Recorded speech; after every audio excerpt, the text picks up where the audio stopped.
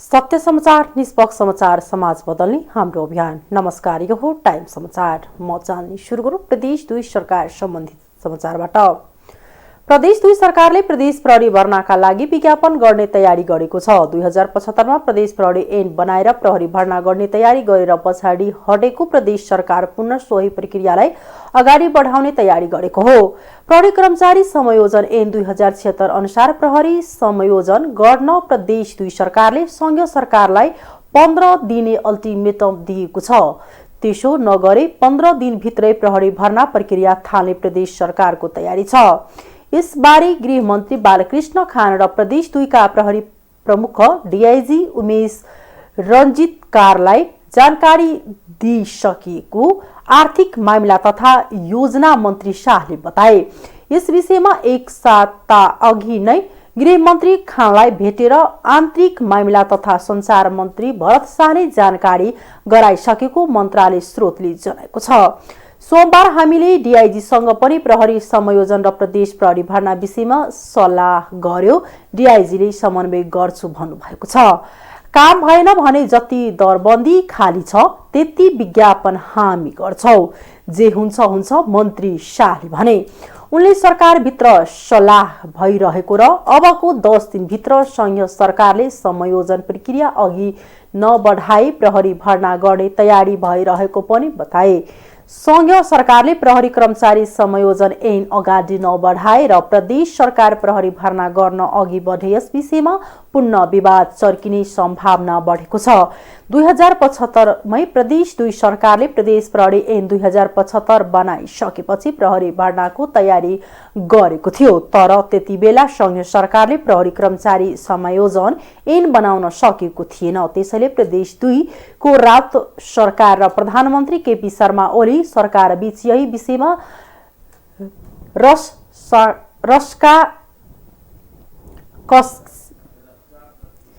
रस्साकसी समेत चलेको थियो। प्रदेश सरकारले ओभरटेक गरेर प्रहरी भर्ना गरे देश नै दुर्घटनातिर जान सक्ने संघीय सरकार र सत्तारूढका नेताहरूको धम्कीपछि मुख्यमन्त्री राउत पछाडि हटेका थिए।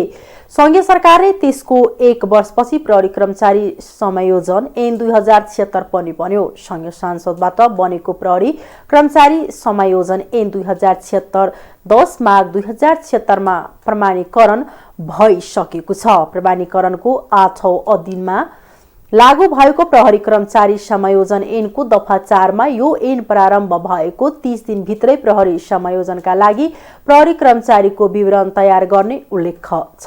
तर ऐन बनेको 2 वर्ष बित्न लाग्दा समेत सरकारले प्रहरी समायोजनको काम अगाडि बढाउन सकेको छैन। सो ऐनमा प्रहरी समायोजन नभएसम्म संघीय प्रहरी र प्रदेश सरकारले प्रहरी भर्ना गर्न नसक्ने प्रावधान नै प्रदेश सरकारहरूलाई आफ्नो प्रहरी भर्ना गर्न बाधक बनेको छ, जसको कारण प्रदेश सरकारहरू प्रदेश प्रहरी भर्ना गर्न सकेको छैन। सरकार आफै असुरक्षित महसुस गरिरहेका छन्। प्रदेशका नागरिकहरूलाई प्रदेश सरकारबाट शान्ति सुरक्षाको प्रत्याभूति हुन सकेको छैन। त्यसकारण अब प्रदेश 2 सरकार पुनः एक्सनमा आउन लागेको हो। ट्र्याक्टरमा उखु लोड गर्ने क्रममा ट्रली पल्टिँदा सुनसरीमा 1 जनाको मृत्यु भएको छ। जिल्लाको कोशी गाउँपालिका 3 कोशी टप्पुमा उखु लोड गर्ने क्रममा ट्र्याक्टरको ट्रली पल्टिँदा 1 जनाको मृत्यु भएको प्रहरीले जनाएको छ। ट्र्याक्टरको ट्रली पल्टिएर च्यापिँदा सोही स्थानका 40 वर्षीय कुमार उरावको मृत्यु भएको सुनसरी प्रहरीले जनाएका छन्। बुधबार साँझ 6 बजेतिर उखु लोड गरेर डोरीले बाँध्ने क्रममा ट्रली पल्टिएर उराव च्यापिएका थिए। सरकारले आजदेखि सिंहदरबार प्रवेशमा कडाई गरेको छ। कोरोना संक्रमण जोखिमपछि प्रमुख प्रशासकीय केन्द्र सिंहदरबार प्रवेशमा कडाई गरिएको हो। हिजो गृह मन्त्रालयले सूचना निकालेर सबै प्रकारका पास र अस्थायी परिचय पत्र खारेज गरेको छ। नयाँ स्थायी अस्थायी पास अस्थायी परिचय पत्रका लागि गृह मन्त्रालयको पूर्व सहमति लिनुपर्नेछ। सरसफाई कर्मी र पत्रकारको हकमा सूचना विभागबाट जारी भएको परिचय पत्रका आधारमा प्रवेश दिइनेछ। सिंहदरबार परिसरभित्र सञ्चालन भएका चमेना गृहका लागि आज एक दिन यस अघिकै पास र अस्थायी परिचय पत्रबाट प्रवेश दिइनेछ। कोरोनाको जोखिम बढ्दै गएकाले कडाई गर्नु परेको गृह मन्त्रालयका प्रवक्ता प्रदीप कुमार कोइरालाले बताउनुभयो। तुलसीपुर उपमहानगरपालिका 6 की पूजा गुरुङले महेन्द्र मावि तुलसीपुरबाट एसईई दिने सानै उमेरमा बुबा गुमाएकी पूजालाई प्राविधिक शिक्षा अध्ययन गर्ने ठूलो रहर थियो। आर्थिक कारणले नै इच्छा पूरा गर्न पाइदैन कि भने चिन्ता उनमा थियो। तर उपमहानगरपालिकाले छोरीलाई निशुल्क प्राविधिक विषय अध्ययन गराउने नीति ल्याएपछि पूजाको सपना पूरा भएको छ। उनी अहिले उपमहानगरपालिकाले सञ्चालन गरेको तुलसीपुर बहुप्राविधिक शिक्षालयमा फुड एन्ड डेरी पहिलो सेमेस्टरमा पढिरहेकी छिन्। त्यस्तै तुलसीपुर 4 रक्षा चौरीकी खुसी परियारको सानैदेखि कृषि विज्ञ बन्ने सपना थियो। उनको सपना पनि अहिले पूरा हुने क्रममा छ। आफ्नै ठाउँमा आफूले चाहेको विषय निशुल्क पढ्न पाउँदा असाध्यै खुसी भएको उनले बताइन्। यसैगरी बाल मितेरी मावि भोजपुरबाट एसईई दिएकी अरुणा चौधरी मेकानिकल इन्जिनियरिङ पढ्दै छिन्। घरको आर्थिक अवस्थाका कारण पढ्न सक्दैन कि भने लागि पनि उनले पूर्ण छात्रवृत्ति पाएपछि निशुल्क पढ्न पाएकी हुन्। अहिले शिक्षालयमा दर्जनौं छोरी प्राविधिक विषयको अध्ययन गरिरहेका छन्। तुलसीपुरलाई प्राविधिक शिक्षाको केन्द्रका रूपमा विकास गर्ने लक्ष्यका साथ स्थानीय सरकारले शिक्षालयको स्थापना गरेको हो। शिक्षालयमा सामुदायिक विद्यालयबाट एसईई उत्तीर्ण उपमहानगरपालिका भित्रका सबै छात्रालाई निशुल्क अध्यापन गराउने गरेको शिक्षालयका प्रमुख वसन्त आचार्यले बताए। शहरी विकास मन्त्री रामकुमारी झाँक्रीले बिहिबार बिहानै धोबी खोला करिडोरको अनुगमन गरेकी छन्।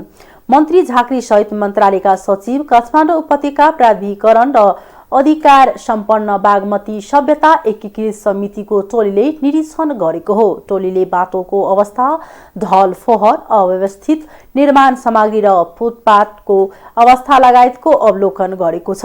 अवलोकनका क्रममा मन्त्री झाँक्रीले काठमाडौँ उपत्यका विकास प्राधिकरण र बागमती सभ्यता एकीकृत समितिलाई बाटोमा देखिएका फोहोर र अव्यवस्थित ढलको समस्या तत्काल समाधान गर्न निर्देशन दिएकी छन्। करिडोरमा देखिएका समस्या समाधानमा तत्काल लाग्नुस्, म केही दिनमा पूर्ण अनुगमनमा आउँछु, उनले भनिन्। मन्त्री झाँक्रीको निर्देशनपछि सरकारवाला निकायका प्रतिनिधिले केही दिनमै करिडोरमा देखिएका समस्या समाधान गर्ने बताएका छन्। बिहान 8:30 बजे बबर महलबाट सुरु भएको अनुगमन बुढा नीलकण्ठ पुगेर टुङ्गिएको थियो। आर्थिक समाचार।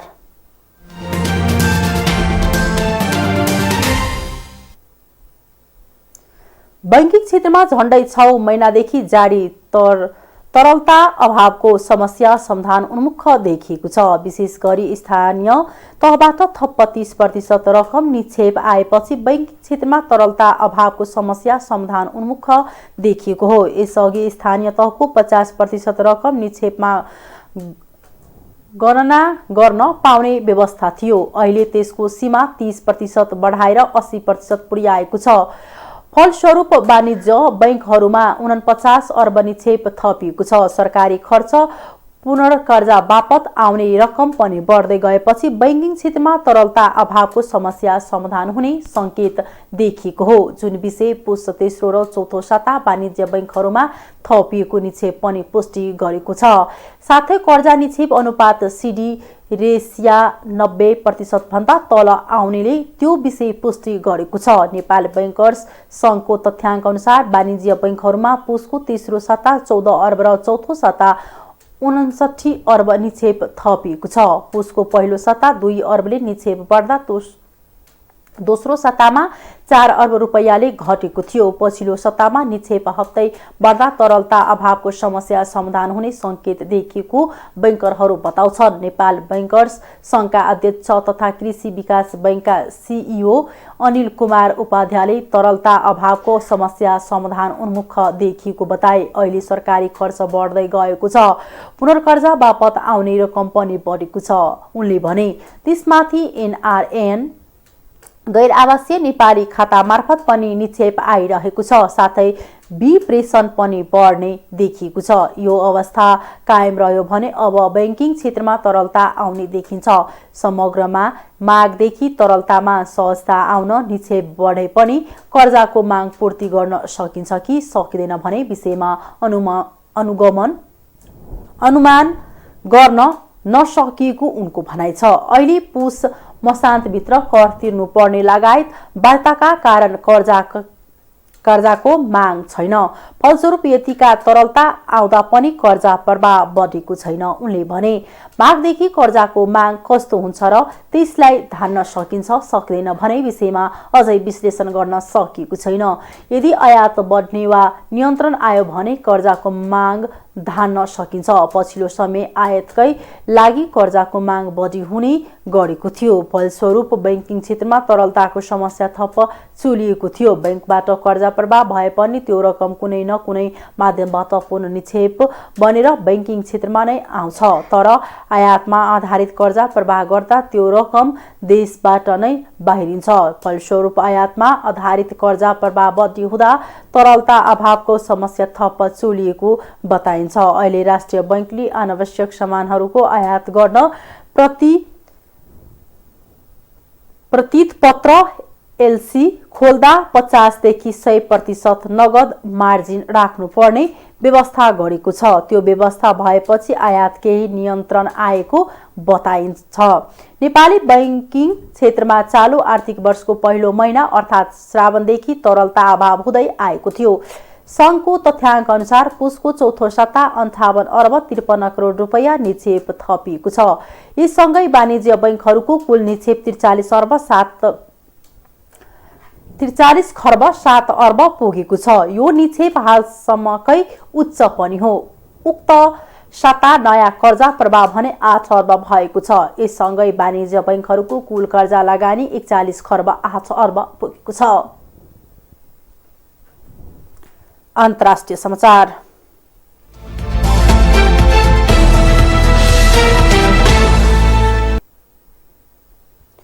विश्व स्वास्थ्य संगठन WHO ले आगामी 8 सप्ताहभित्र युरोपको आधाभन्दा बढी जनसङ्ख्या कोभिड संक्रमित हुने चेतावनी दिएको छ।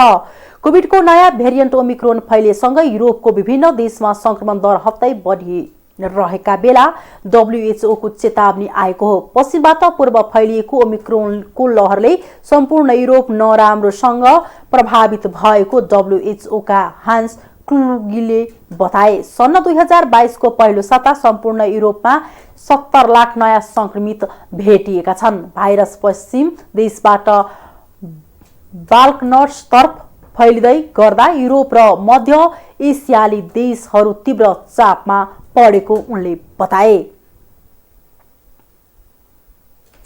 भारतमा कोरोना भाइरसको संक्रमण भयावह बन्दै गएको छ। कोरोना तीव्र गतिमा फैल्दै गइरहेको देखिएको छ। बुधबार एकै दिन 2,45,525 जना नयाँ संक्रमित थपिएका छन्। यही अवधिमा 84,479 जना निको भए भने 379 जनाको मृत्यु भएको छ। भारतमा सक्रिय संक्रमितको संख्यामा 1,61,721 जना थपिएका छन्। देशमा हाल 11,11,000 सक्रिय संक्रमित रहेका छन्। तेस्रो लहरमा सक्रिय संक्रमितको संख्या 11 लाख बढी पुगेको यो पहिलो अवसर हो। एकै दिनमा नयाँ संक्रमितको संख्यामा 52,000 ले वृद्धि भएको छ। यसअघि मंगलबार 1,93,000 संक्रमित थपिएका थिए। हालसम्म भारतमा 3.63 करोड जनसङ्ख्या कोरोना संक्रमित भइसकेका छन्। यसमध्ये 3.47 करोड संक्रमण मुक्त पनि भइसकेका छन्। भारतमा हालसम्म कोरोना भाइरसको संक्रमणबाट 4,85,036 जनाको मृत्यु भइसकेको छ।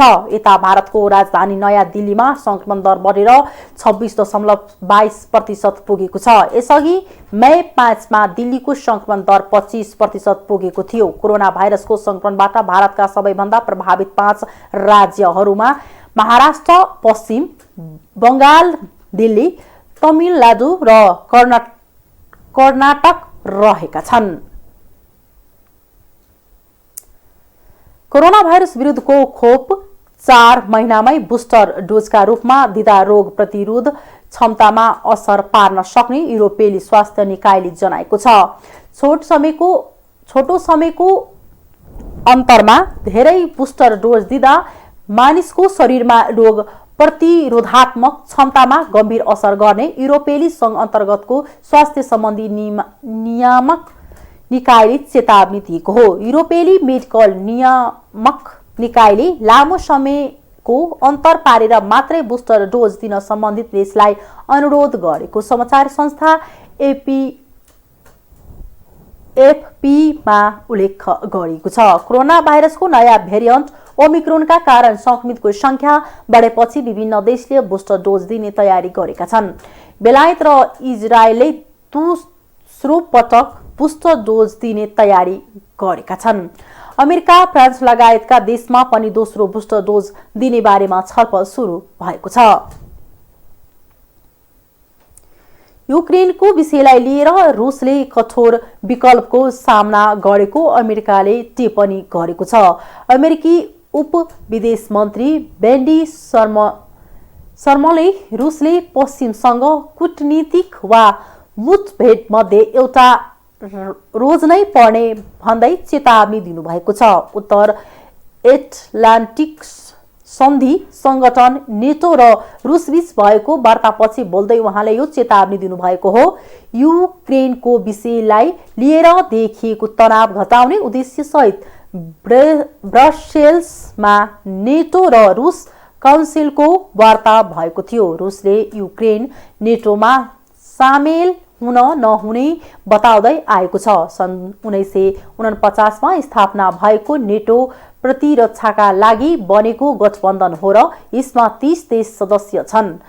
ब्रसेल्समा भएको वार्तापछि बोल्दै रुसका उप विदेश मन्त्री ओलेक्जेन्डर ग्रुस्कोले नेटोको पूर्वतर्फको विस्तारले आफ्नो देशका लागि स्वीकार गर्न नसक्ने खालको खतराहरू पैदा गरेको बताउनु भएको बीबीसीले जनाएको छ। खेल समाचार।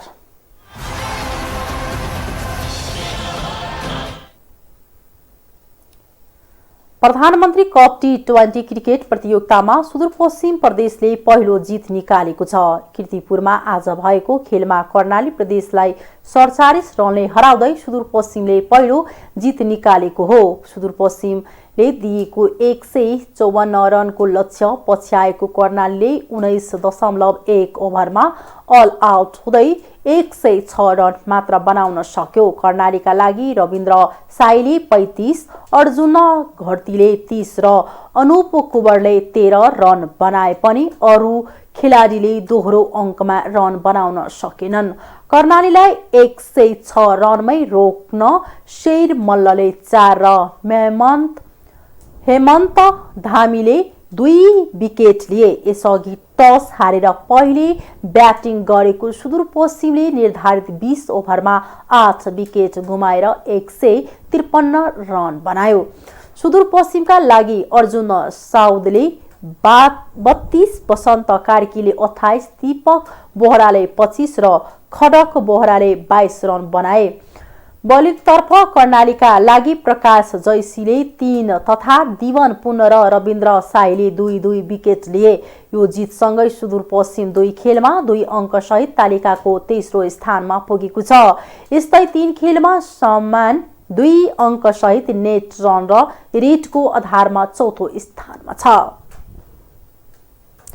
हस्, अहिलेको लागि टाइम समाचार यति नै। हेर्दै गर्नुहोला टाइम्स टेलिभिजन। नमस्कार।